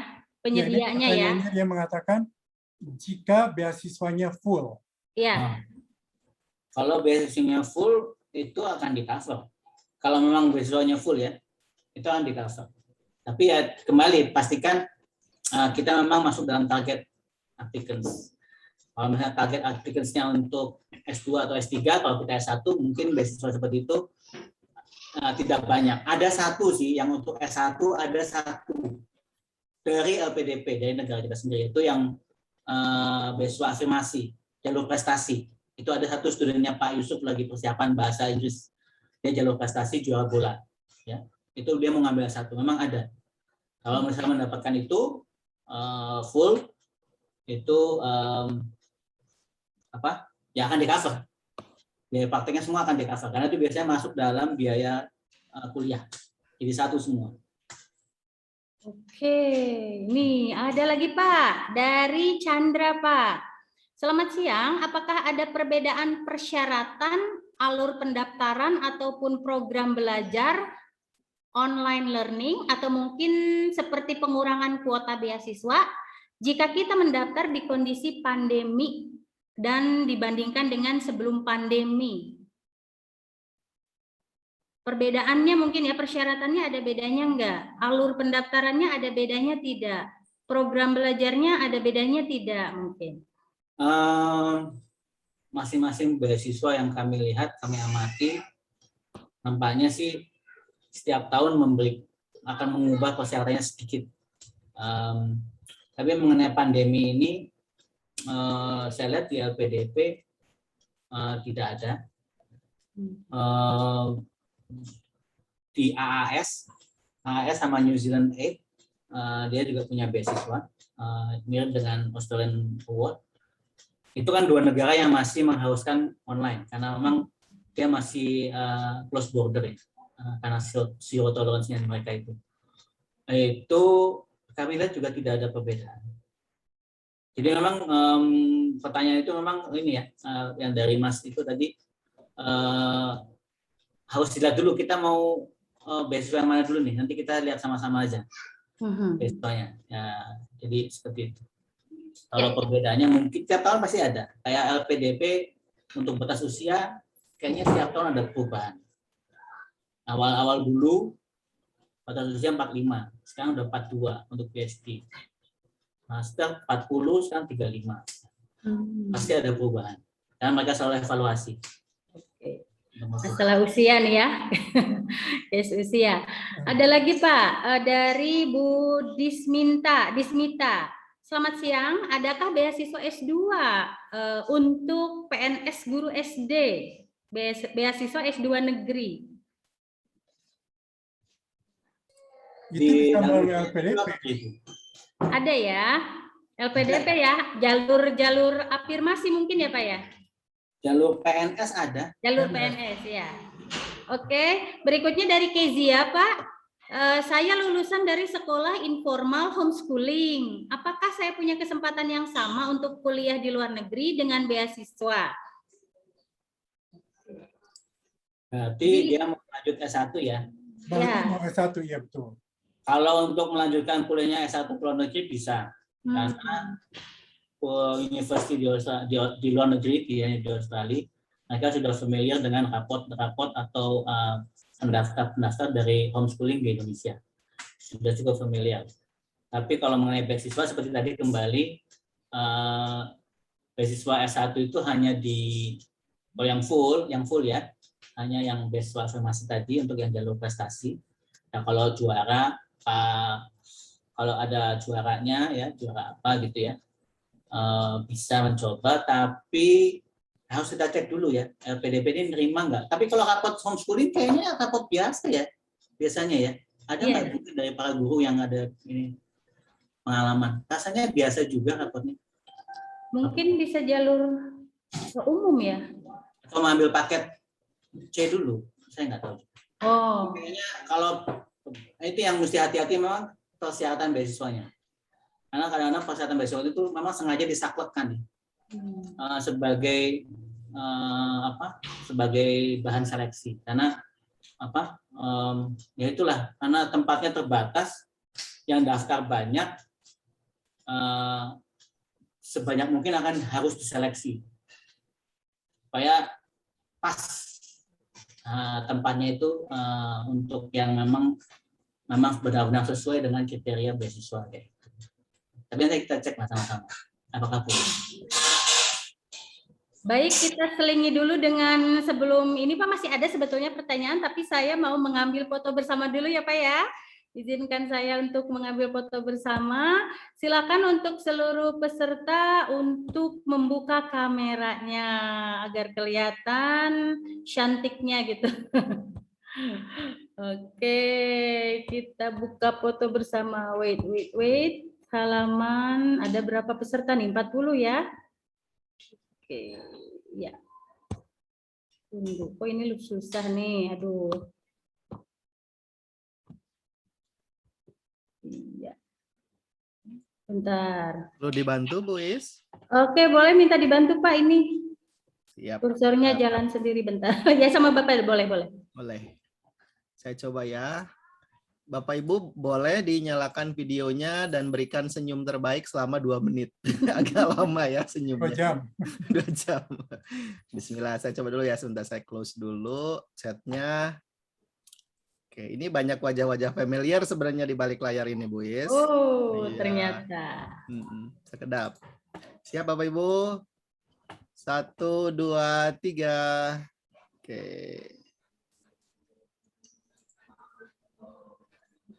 Ada 2 halaman ya, 1 halaman sudah. Saya save dulu. Kemudian halaman yang kedua. Sedap.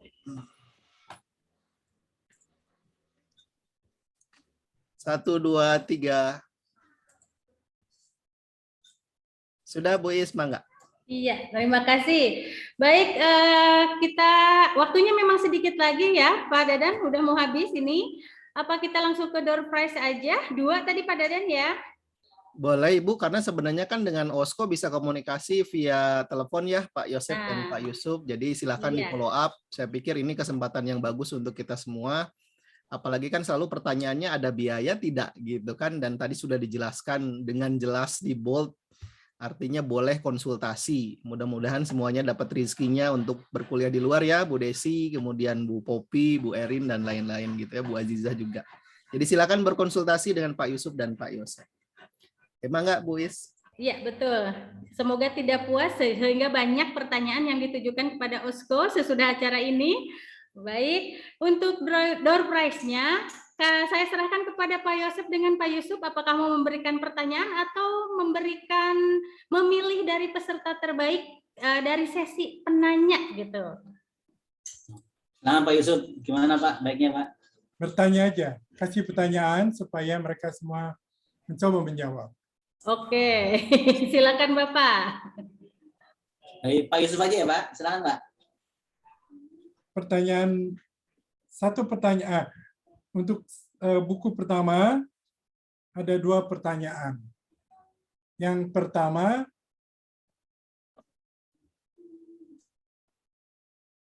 apa syarat yang terpenting untuk kuliah di luar negeri, baik dengan beasiswa atau tidak? Yang kedua, mengapa saya harus melalui konsultan pendidikan? Sekian. Iya, silakan raise your hand. Oke, ada di sini siapa nih? Duluan siapa nih pada? Waduh. Mau dipilih siapa dulu? Boleh Pak Yusuf, silakan memilih. Waduh, saya tadi tidak lihat siapa yang duluan. Pak, kayaknya tadi ada Bu Vidya. Saya melihat Bu Vidya dulu. Bu Vidya dulu. Vidya Sukma ya. Oke, silakan Bu Vidya. Halo Bapak. Assalamualaikum. Waalaikumsalam. Suara saya kedengeran? Kedengaran. Ya. Oke. Untuk pertanyaan pertama jawabannya itu harus ada IELTS dan TOEFL. Oke. Terus untuk pertanyaan kedua jawabannya adalah yang pertama dengan konsultan pendidikan kita dapat mendapatkan informasi yang lebih aktual ya. Yang pertama aktual, lalu sesuai dengan keputusan kita. Itu aja Bapak Ibu. Terima kasih. Waduh, agak putus yang kedua, tapi gimana Pak Yusuf, apakah terdengar jelas? Terputus ya, coba bisa sekali lagi yang keduanya. Yang keduanya Bu. Yang keduanya dengan memakai konsultan pendidikan, kita akan lebih tahu kebutuhan kita untuk masuk ke universitas di luar negeri. Terus sesuai dengan minat dan bakat kita gitu ya, maunya kemana, disesuaikan dengan beasiswa yang kita inginkan juga seperti apa, apakah kita mau pakai beasiswa atau tidak, itu dengan konsultan pendidikan tuh lebih enak, apalagi kalau misalnya kita mau tinggal di sana, terus tempatnya di mana, udah gitu siapa yang mau jemput kita di sana dan lain sebagainya, jadi komplit lah, paket komplit untuk tujuan pendidikan kita di negara tersebut gitu. Kayaknya itu intinya mah. Oke, gimana Pak Yusuf? Jadi Pak Yusuf menyediakan 2 pertanyaan, ini sebenarnya untuk 2 penanya, 2 hadiah atau 1 gitu? 1. Karena udah terjawab dua-duanya, kita berikan lagi pertanyaan yang lain ya Pak ya. Berarti ini Bu Vidya gimana Pak? Benarkah jawabannya? Saya rasa harusnya semua menjawab, baru kita pilih. Oh gitu. Oke, baik. Karena Oke, jadi dipilih jawaban terbaik. Ya. Oke, baik. Ditunggu Bu Vidya. Silakan, siapakah lagi Pak Yosef yang berhak menjawab? Tadi ada Bu Desi juga, lalu Bu Popi, kalau nggak salah yang raise hand tadi. Ada lagi nggak? Ainun, Bu Popi, Bu Desi. Silakan. Bu Vidya tadi. Siapa? Sama Brian ya. Brian juga tadi. Brian juga. Raise hand. Ya, silakan. Bu Popi ya, yang kedua ya. Silakan Bu. Silakan Bu Popi.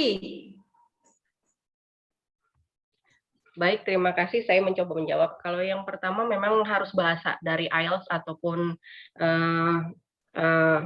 TOEFL-nya itu nomor 1 karena kita mau mempersiapkan diri kuliah di luar negeri. Jadi seperti yang informasi dari Bapak Yusuf ataupun Mbak Yusuf berikan adalah nomor 1 bahasa yang harus kita kuasai ataupun kita harus penuhi sebagai syarat. Kemudian yang kedua, pertanyaannya kenapa harus pakai konsultan?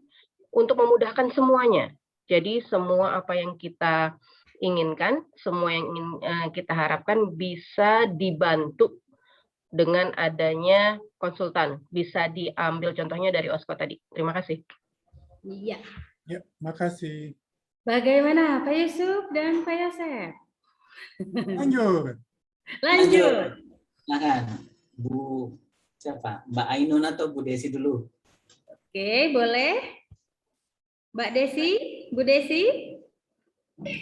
Yang pertama, terima kasih ya. Yang pertama, kita harus menunjukkan kemampuan akademis kita yang menonjol ya, yang ya, kemampuan akademis kita memang harus menonjol, itu yang pertama. Dan yang kedua adalah kemampuan bahasa, seperti TOEFL dan IELTS. Maaf ya ribut, bentar, jangan ribut ya. Dan yang kedua, kenapa kita harus menggunakan konsultan? Karena terlalu banyak informasi. Semua kampus-kampus punya website, ada informasinya. Di YouTube juga kita dapatkan bagaimana orang buat cerita bagaimana pengalaman mereka di luar negeri. Tapi karena terlalu banyak informasi itu membuat kita bingung. Ya, jadi oleh sebab itu menurut Pak Yosef Yandra dengan menggunakan konsultan akan lebih baik, kita akan lebih terarah sesuai dengan kebutuhan dan keterbatasan kita ya, mungkin umur kita, keperluan-keperluan kita. Gitu. Terima kasih. Nah, Terima kasih. oke, sekali selanjutnya Ibu Ainun, Mbak Ainun. Ya, baik, ada 2 pertanyaan. Yang pertama tadi, yang terpenting itu betul ya, karena kita di Indonesia dan kita rencana ke luar negeri, otomatis bahasalah yang diutamakan. Kemudian ada juga dari akademisnya, dan satu lagi tadi yang paling ngena banget itu wawancara ya Pak ya. Setelah ternyata semuanya berkas-berkasnya ternyata terpenuhi, setelah dia wawancara, saya nggak tahu mau ngapain, mau gimana, jurusan apa, dan lain-lain. Jadi wawancara juga ternyata faktor yang menentukan juga. Kemudian kalau kenapa gabung sama OSCO nih sebagai konsultannya, tadi sudah dibilang ya, ini paket lengkapnya. Karena di situ OSCO itu menyediakan informasinya yang selengkap-lengkapnya. Kemudian karena udah berpengalaman, berarti bagi kita yang belum pernah mengetahui mungkin budayanya atau tempat-tempat dan lain-lainnya, OSCO bisa memberikan informasi ke kita, bayangannya juga.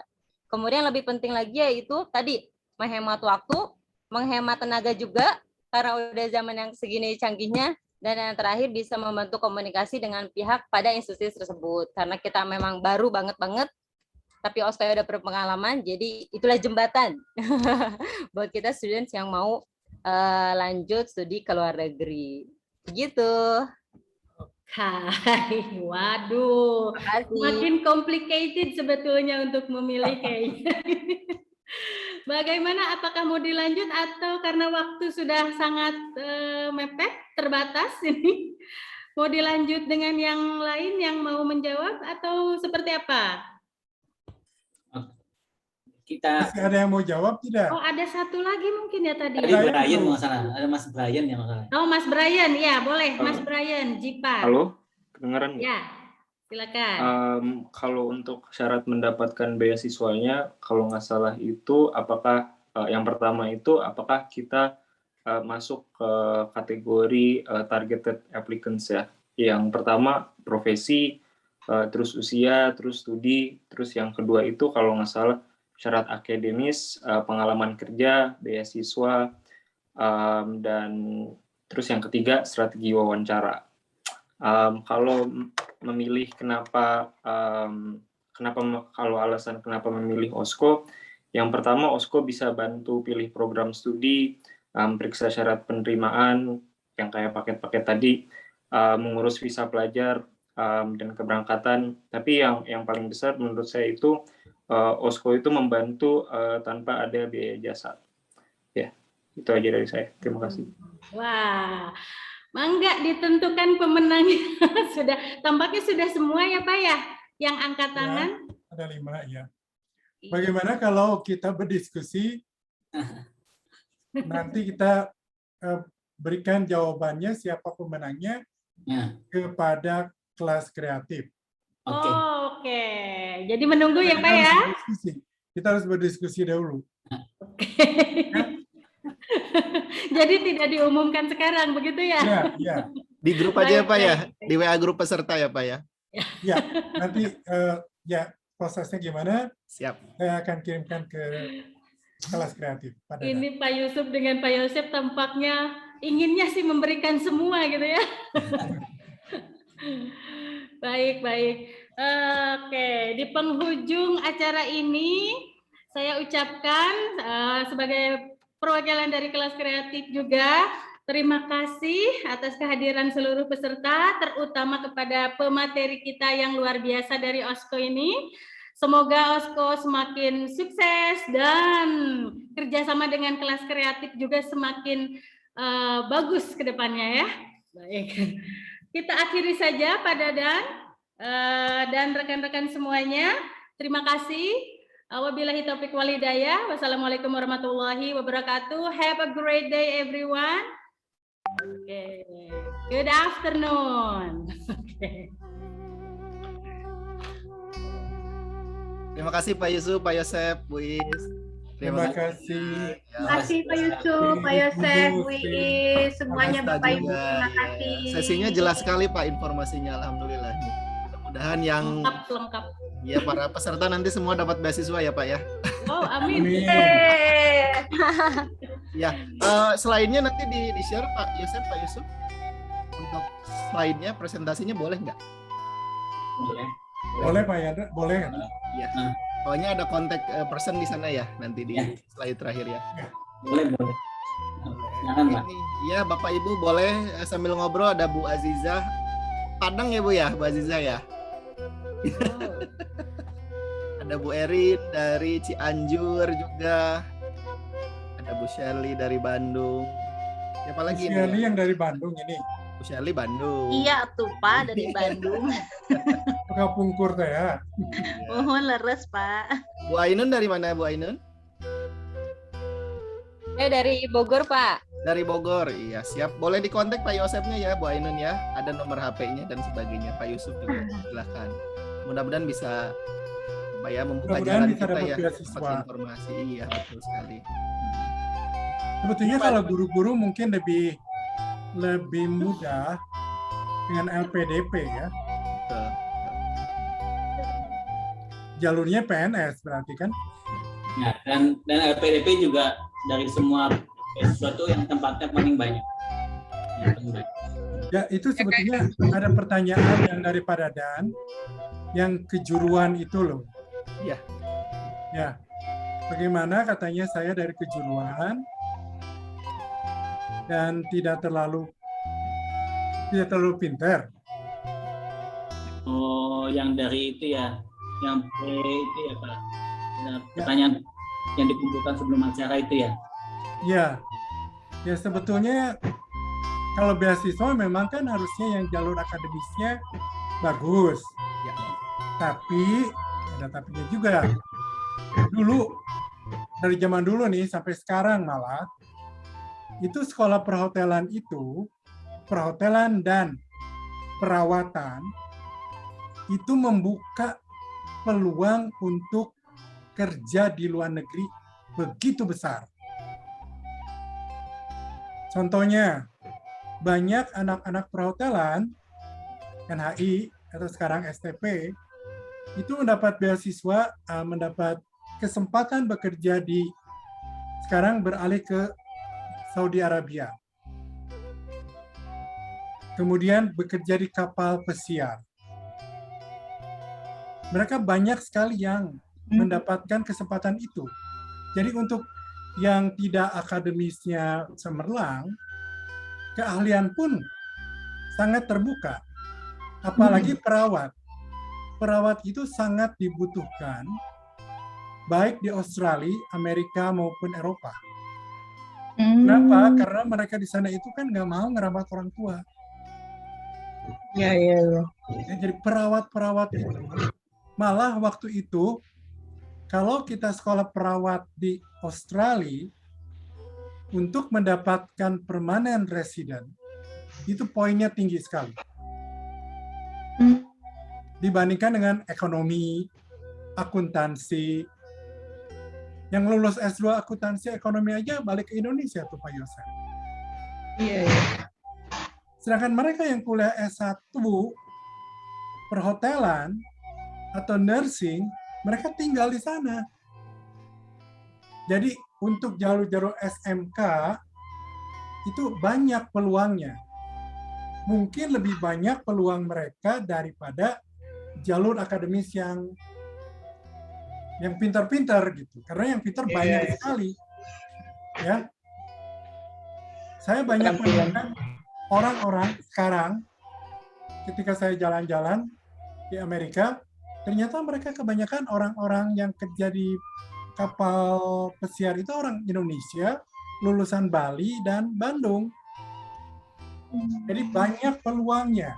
Sebetulnya guru-guru SMK ini bisa memberikan semangat pada anak-anaknya. Bahwa kalian ini punya kesempatan loh. Jadi beasiswa yang mana, jalur yang mana, itu yang harus disiasati. Malahan kalau di Australia, tukang listrik, benerin listrik, itu jauh lebih besar bayarannya dari seorang akuntansi per jamnya. Itu terbukti. Jadi, sebetulnya saya ingin bicara banyak dengan Ayeta. Ayeta itu yang guru-guru SMK. Iya, guru SMK. Di situ sebetulnya saya ingin banyak bicara dengan mereka. Boleh kita targetkan Pak nanti khusus untuk sekolah SMK gitu, kita adakan sesi bersama OSCO juga untuk membuka wawasan gitu ya. Dari SMK boleh. Kan kita bisa masuk juga gitu. Tapi pesertanya saya pikir guru dan siswa gitu ya Pak ya, yang guru dan siswanya langsung. Jadi kita memberikan wawasan kepada mereka. Jadi jangan takut. Kita tidak bersaing dengan Ibu Nusrat Tunisa yang akan ambil doktor. Bu Nisa. Nisa. Jangan takut. Kita punya keahlian. Ternyata keahlian-keahlian ini banyak kesempatannya. Siap. Kita bisa rencanakan ya Pak Yusuf ya, Pak Yosef juga kita bisa rencanakan nanti. Ya Pak Yosef. Guru SMK Pak Dadan, asik. Iya. Kita lanjut ya. Karena ternyata di grup peserta saya kaget ada siswa SMA juga, ada yang mau doktor juga. Ini campur banget gitu. Iya. Mungkin kita lebih spesifik. Karena beasiswanya itu. Betul sekali. Iya. Oke, Bapak Ibu, kita tutup saja kegiatannya hari ini. Saya coba stop recordingnya.